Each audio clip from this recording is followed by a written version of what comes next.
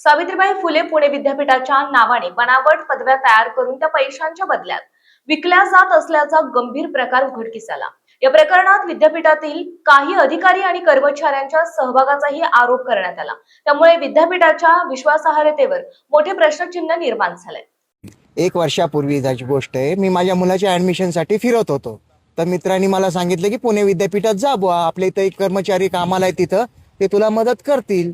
तर त्यांनी मला नंबर सांगितला। मी त्यांना भेटलो असतं तर त्यांनी मला असं सांगितलं की तुम्ही या फांद्यात काय पडू नका, तुम्हाला 3 वर्षाचं पहिल्या वर्षाची मार्कशीट, दुसऱ्या वर्षाची मार्कशीट आणि तिसऱ्या वर्षाची मार्कशीट आणि डीईडीचं सर्टिफिकेट हे जर मी तुम्हाला एकाच वर्षात दिलं तर तुम्ही काय करताल? तर म्हणलं जर तसं होत असेल तर ठीक आहे म्हणलं, आणि पुढील वर्षीला ॲडमिशन मिळेल का? हो भले मिळेल तुम्हाला ॲडमिशन, कुठल्या 50 त्या ॲडमिशन मिळेल।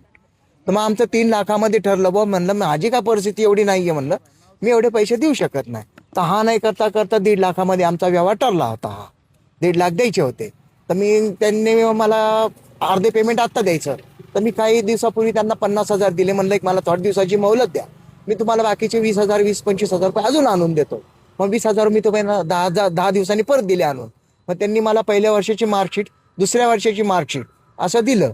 नंतर म्हणले मला पुढच्या पेमेंट सगळं पाहिजे, बोले तुमचं डिग्री सर्टिफिकेट आणि तिसऱ्या वर्षाची मार्कशीट तयार आहे। तर म्हणलं मग मला ह्याच्यामध्ये थोडासा डाऊट वाटतं। म्हणलं तुम्ही पुणे विद्यापीठ कसं काय दाखवता? 2014 साली पुणे विद्यापीठाचं नाव बदल होऊन सावित्रीबाई विद्यापीठ झालेलं आहे। मग त्यांनी मला परत दुसरं ते सर्टिफिकेट दाखवलं। हे घ्या बोले, सावित्रीबाई फुले विद्यापीठाचं सर्टिफिकेट आहे।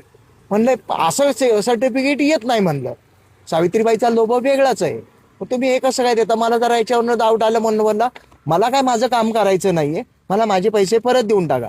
तर ती व्यक्ती म्हणते बुवा एकदा आम्ही पैसे दिलेले परत देत नाही, तुम्हाला काय करायचं असेल ते तुम्ही